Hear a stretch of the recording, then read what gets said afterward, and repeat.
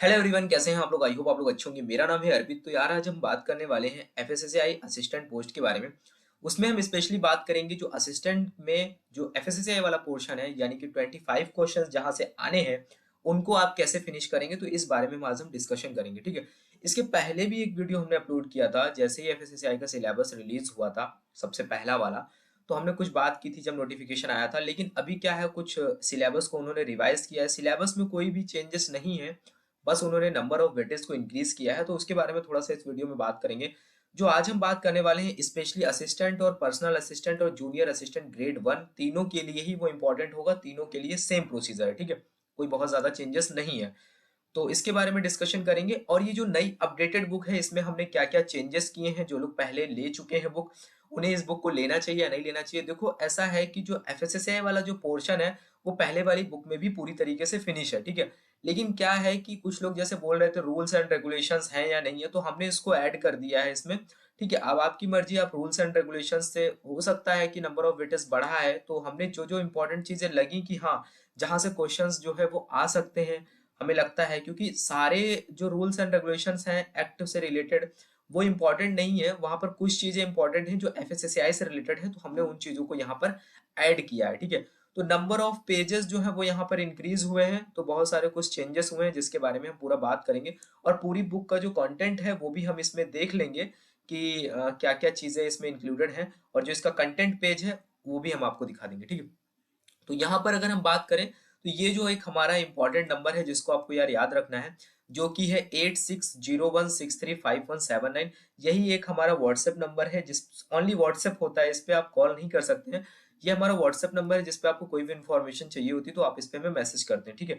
इसके साथ ही साथ एक और नंबर है 7270842503। ये दो ही हमारे नंबर हैं, इसके अलावा कोई भी नहीं है। अगर आपके साथ कुछ भी कोई डिस्क्रिप्शन में आपको नंबर देता है, कहीं भी कुछ देता है, तो आप प्लीज आप वहां पे मैसेज मत करिए, पता नहीं आपको वो कंटेंट देंगे या नहीं देंगे।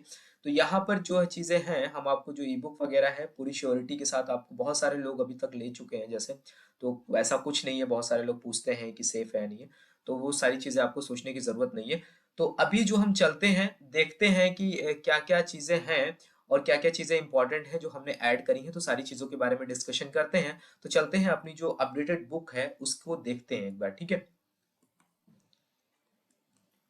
तो ये आप देख पा रहे होंगे, ये जो है हमारी वो अपडेटेड ई बुक है जो कि एफएसएसएआई पार्ट के लिए है, असिस्टेंट पोस्ट के लिए। तो यहाँ पर अगर हम बात करें थोड़ा सा इसका कंटेंट के बारे में, देखो सबसे पहले थोड़ा सा सिलेबस के बारे में, जैसा कि आपको पता है लेकिन थोड़ा सा डिस्कशन कर लेते हैं। देखो एफएसएसएआई ने जो नंबर ऑफ क्वेश्चंस थे वो 10 थे एफएसएसएआई पार्ट के लिए असिस्टेंट पोस्ट में। लेकिन अभी जो है वो 25 क्वेश्चंस हो गए। देखो जो टॉपिक्स थे, जो जो सिलेबस का पार्ट था वो सेम है, बस उन्होंने नंबर ऑफ क्वेश्चंस को इंक्रीज किया है, तो उससे बहुत ज्यादा फर्क नहीं पड़ता है। अगर आप किसी टॉपिक को पढ़ रहे हो तो आप जितना उसके लिए टॉपिक जिससे रिलेटेड एफएसएसआई में ऐसा नहीं है कि बहुत सारी चीजें हैं। आपको अगर पर्टिकुलर किसी इनिशिएटिव के बारे में पढ़ना है तो इनिशिएटिव में बहुत ज्यादा चीजें नहीं है, वो नॉर्मल चीजें पूछते हैं। उस इनिशिएटिव से रिलेटेड जो भी चीजें होती हैं वो सारी चीजें आपको पता होनी चाहिए, और बहुत ज्यादा चीजें नहीं पूछी जाती हैं। ठीक है। तो यहाँ पर आप देखेंगे कि जो नंबर ऑफ क्वेश्चंस है अभी 25 है, यानी कि इस हिसाब से आपका जो टोटल वेटेज बन जाता है वो 100 मार्क्स का बन जाता है। यानी कि क्वेश्चन जो नंबर ऑफ वेटेज है वो काफी ज्यादा हो गया है, कि आपके सिलेक्शन पे काफी ज्यादा इफेक्ट डाल सकता है अगर आप यहाँ से मार्क्स गेन नहीं करते हैं।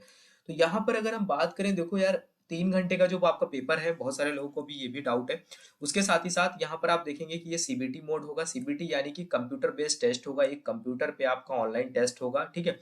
इसके साथ ही साथ जो नंबर ऑफ क्वेश्चंस है वो 120 रहने वाले हैं। यहाँ पर आपका जो करेक्ट आंसर होगा उसके लिए आपको 4 मार्क्स मिलेंगे। अगर आपका आंसर जो है वो रॉन्ग हो जाता है तो वो आपका -1 जो है यहाँ पर निगेटिव मार्किंग भी है। ठीक है। तो आपको सही से चीजों को करना है। यहाँ पर अगर सब्जेक्ट की बात करें तो यहाँ पर आप देखोगे यार कि आपको टोटल 6 सब्जेक्ट देखने को मिलते हैं। एक तो जनरल इंटेलिजेंस, एक तो आपका क्वांटिटेटिव एप्टीट्यूड हो गया। ठीक है। इसके साथ ही साथ आप देखेंगे कि ये आपका इंग्लिश लैंग्वेज हो गया, जनरल अवेयरनेस हो गया, कंप्यूटर लिटरेसी हो गया, और एफएसएसआई हो गया। थोड़ा सा ऊपर जो इंपॉर्टेंट चीज है यहाँ पर जो आपको ध्यान देना है, देखो यहाँ पर जनरल इंटेलिजेंस में नंबर ऑफ क्वेश्चन 20 है, लेकिन ये जो नंबर ऑफ क्वेश्चन 20 में जो इनका सिलेबस है ये बहुत ज्यादा है। आप इसको जब फिनिश करेंगे तो आपको बहुत अच्छी अच्छी बुक्स पढ़नी पड़ेंगी, आपको अरिहंत जैसी बुक्स पढ़नी पड़ेंगी। ठीक है। जो ऑलरेडी आप एसएससी और बैंकिंग में पढ़ते हो, तो आपको वो सारा सिलेबस यहाँ पर फिनिश करना पड़ेगा। ठीक है। तो आप देखो कि आपका जो ये जनरल इंटेलिजेंस और क्वांटिटेटिव एप्टीट्यूड है ये अपने आप में काफी बड़ा सिलेबस है। ठीक है। देखा जाए तो लेकिन आप देखेंगे कि जो एफएसएसएआई वाला पार्ट है वहाँ पे 25 क्वेश्चंस आ रहे हैं, लेकिन इनके कंपैरिजन में वो पोर्शन काफी इजी हो जाता है, ठीक है। क्योंकि वहां पर ऐसा नहीं है आप किसी टॉपिक को पढ़ते हो तो वहां पर डीपली जाने की कोई एक लिमिट है कि हाँ वहां तक ही क्वेश्चन पूछे जाएंगे। लेकिन जनरल इंटेलिजेंस और ये क्वांटिटेटिव एप्टीट्यूड में आप देखेंगे कि नंबर ऑफ क्वेश्चंस बन सकते हैं यहाँ से। आपके कॉन्सेप्ट क्लियर है, आपने उस कॉन्सेप्ट के बारे में पढ़ा है, लेकिन यहाँ पर क्वेश्चंस की कोई लिमिट नहीं है, कैसे भी क्वेश्चंस पूछे जा सकते हैं, ठीक है। यहाँ पर नंबर ऑफ वेराइटीज बहुत है, क्योंकि नॉर्मल सारे एग्जाम में ये सारी चीजें पूछी जाती हैं, तो यहाँ पर आपको बहुत ज्यादा मेहनत करनी है।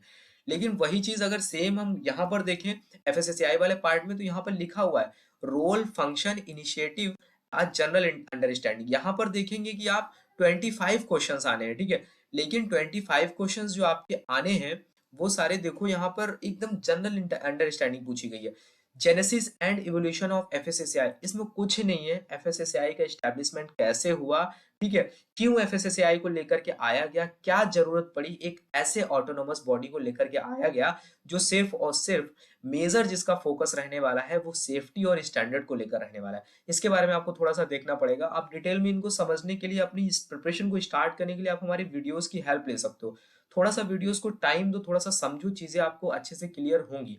उसके बाद में है स्ट्रक्चर एंड फंक्शन ऑफ, इसमें स्ट्रक्चर में देखेंगे आप कि जो फूड अथॉरिटीज के मेंबर होते हैं उनमें आप देखेंगे कि जो जैसे कि 22 मेंबर्स होते हैं, इसके साथ ही साथ एक चेयरपर्सन होता है, तो क्या स्ट्रक्चर होता है, कौन कौन से मेंबर होते हैं, उनका सिलेक्शन कैसे होता है, ये सारी चीजें आपको यहाँ पर देखने को मिलेंगी। उसके बाद में आप देखेंगे कि जो थोड़ा सा स्टैंडर्ड्स के बारे में है, जिसमें इंटरनेशनल और नेशनल स्टैंडर्ड्स के बारे में आपको थोड़ा सा चीजें पढ़नी है। उसके बाद में देखें थोड़ा इन्फोर्समेंट। देखो इन्फोर्समेंट की जब बात आ जाती है, जब इस टर्म को आप समझोगे, इसका मतलब यहाँ पर ये है कि जो भी रूल्स एंड रेगुलेशंस बनाए गए हैं उनका ग्राउंड लेवल पे इम्प्लीमेंटेशन कैसे होगा। तो उनका इम्प्लीमेंटेशन कौन करेगा, स्टेट फूड अथॉरिटी करेगी ग्राउंड लेवल पे, डिस्ट्रिक्ट लेवल पे।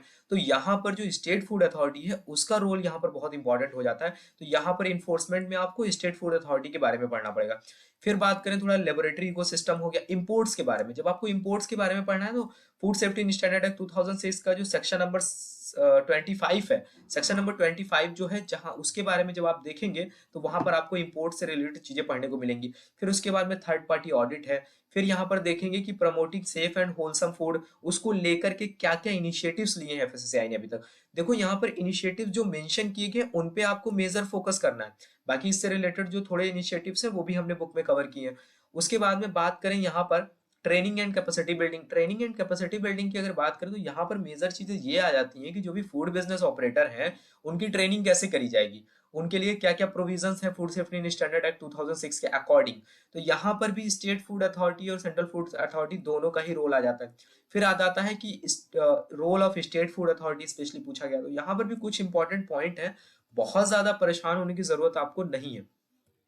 देखो अब हम बात करते हैं यहाँ पर थोड़ा सा कंटेंट के बारे में डिस्कशन कर लेते हैं, जिससे आपको मतलब समझने में चीज़ों को बार बार कन्वर्सेशन ना करना पड़े कि हम आपको सारी चीज़ें यहीं पर बता दे रहे हैं, जिससे आपको आगे प्रॉब्लम ना हो और आप यहाँ पे डिसीजन ले सकें कि आपको बुक लेनी चाहिए या नहीं लेनी चाहिए। देखो यहाँ पर जो हमने 9 चैप्टर है टोटल, अभी 9 चैप्टर है, लेकिन 137 पेजेस हैं। पहले वाली बुक में 77 या 78 पेज थे। ये डिफरेंस आपको मेजर देखने को मिलेगा यहाँ पर। तो यहाँ पर अगर हम बात करें तो आप देख रहे हो पहला चैप्टर है फूड सेफ्टी स्टैंडर्ड 2006 को हमने एक ओवरव्यू दिया है। मतलब एक्ट वैसे आपके सिलेबस में नहीं है, लेकिन फिर भी आपको थोड़ा सा ओवरव्यू दिया है, क्योंकि एक्ट के बाद ही एफएसएसएआई का एस्टेब्लिशमेंट हुआ है। तो एक्ट में ऐसा क्या रहा जो एफएसएसएआई का एस्टेब्लिशमेंट करना पड़ा, ठीक है। तो ये सारी चीजें यहाँ पर देखनी पड़ेंगी आपको। फिर important provision of food safety act क्या है। फूड सेफ्टी एक्ट अपने आप में 101 सेक्शन है, बहुत बड़ा एक्ट है, लेकिन यहाँ पर कुछ इंपॉर्टेंट ऐसे सेक्शंस हैं जिनका रिलेशन डायरेक्टली एफएसएसएआई से है। तो उससे रिलेटेड जो भी सेक्शंस हैं हमने यहाँ पर इंक्लूड किए हैं, जिससे आपको थोड़ी हेल्प मिले, आप चीजों को समझ पाए कि पूरा ऑर्गेनाइजेशन जो है, पूरी जो फूड अथॉरिटी जो है, उसके अंदर कौन कौन से ऑफिसर्स होते हैं और उनका क्या क्या रोल होता है और उनका अपॉइंटमेंट कैसे होता है। ये सारी चीजें आपको इसमें समझ में आएंगी। फिर एफएसएसएआई के बारे में भी थोड़ा सा बताया हुआ है कि मतलब यहाँ पर तो एक्ट के उस हिसाब से बताया गया, लेकिन यहाँ पे जनरल लैंग्वेज में आपको देखने को मिलेगा कि जो भी ऑफिसर्स होते हैं उनकी वर्किंग क्या होती है और कैसे फूड अथॉरिटी जो है वो काम करती है, उसके रोल एंड फंक्शंस क्या क्या होते हैं। फिर बात करें यहाँ पर आप देखेंगे कि फूड सेफ्टी इकोसिस्टम के बारे में हमने बताया कि food safety ecosystem in India क्या है। चैप्टर नंबर 5 हमने रखा है social behavioural changes initiative of FSSAI, ठीक है। तो यहाँ पर आपको सारे इनिशिएटिव्स जो है वो देखने को मिलेंगे। हमने यहाँ पर 13 इनिशिएटिव यानी कि 13 इनिशिएटिव जो है वो इंक्लूड किए हैं। उसके बाद में ट्रेनिंग एंड कैपेसिटी बिल्डिंग है, ठीक है। फिर international food standard and accreditation है, एक्रेडिटेशन बॉडीज हैं जिसमें नेशनल और इंटरनेशनल बॉडीज हैं कुछ, इसके साथ ही साथ फूड स्टैंडर्ड्स हैं जैसे कि कोडेक्स एलिमेंटेरियस कमीशन वगैरह हो गया, ठीक है। उसके बाद में आप देखेंगे कि आईएसओ वगैरह हो गया, तो वो सारी चीजें आपको इस चैप्टर में पढ़ने को मिलेंगी। यही चैप्टर थोड़ा सा लेंदी चैप्टर है। उसके बाद में चैप्टर नंबर 8 फूड अथॉरिटी के बारे में है, सॉरी फूड लेबोरेटरी के बारे में है। फिर आप देखेंगे चैप्टर नंबर 9 जो है वो है food safety audit and inspection के बारे में। तो टोटल आपको 137 पेजेस यहाँ पर देखने को मिलेंगे। तो आप देख पा रहे हैं ये कुछ हमने एब्रिविएशंस भी डाले हुए हैं स्टार्टिंग में, जिससे हो सकता है एक दो क्वेश्चंस आपको देखने को मिल जाए डायरेक्टली, कभी कभी आ जाते हैं, ठीक है। तो पहला चैप्टर जो है हमने food safety and standard act 2006 है, जिसका हमने एक ओवरव्यू दिया है, क्या बैकग्राउंड रहा, कैसे इसको लेकर के आया गया, ठीक। उसके बाद में जब आप आगे बढ़ेंगे, जब आप आगे जाएंगे तो यहाँ पर आप देखेंगे कि ये चैप्टर नंबर जो 2 है हमारा, उसमें हमने कुछ इंपॉर्टेंट जो है वो प्रोविजंस दिए गए हैं एक्ट से रिलेटेड, जिनको आपको पढ़ लेना है, जिससे इंपॉर्टेंट क्वेश्चन आपको देखने को मिल सकते हैं। जैसे यहाँ पर कंपोजिशन ऑफ फूड अथॉरिटी क्या होता है और उनका अपॉइंटमेंट कैसे होता है, क्या क्या क्वालिफिकेशंस होती हैं, तो सारी चीजें यहाँ पर एफएसएसएआई से उनके टर्म ऑफ ऑफिस और सैलरी अलावेंसेस का सिलेक्शन कैसे होता है, तो ये सारी चीजें यहाँ पर। फिर उसके बाद में officers and other employ of food authority के बारे में जो है सेक्शन नंबर 9 में दिया गया है, ठीक है। तो ये सारी चीजें आपको यहाँ पर देखने को मिलेंगी। बहुत ये थोड़ा सा इंपॉर्टेंट है, इसको आपको देख लेना है, इससे मतलब एफएसएसआई से रिलेटेड जो भी चीजें हैं वो आपकी क्लियर हो जाएंगी। जो भी क्वेश्चंस बन सकते हैं इससे बाहर एफएसएसआई कुछ भी नहीं पूछेगा। थोड़ा सा करंट के बारे में देख लेना, जो भी एफएसएसआई का अपडेट वगैरह आता है उसको रिलेटेड देख लेना वेबसाइट पे विजिट करके। यहाँ पर कुछ responsibilities for enforcement of act, जो इन्फोर्समेंट के बारे में सिलेबस में दिया है वो आपका इस एक्ट में कवर हो जाएगा, यानी सेक्शन नंबर 29 में आपको पढ़ने को मिलेगा, ठीक है।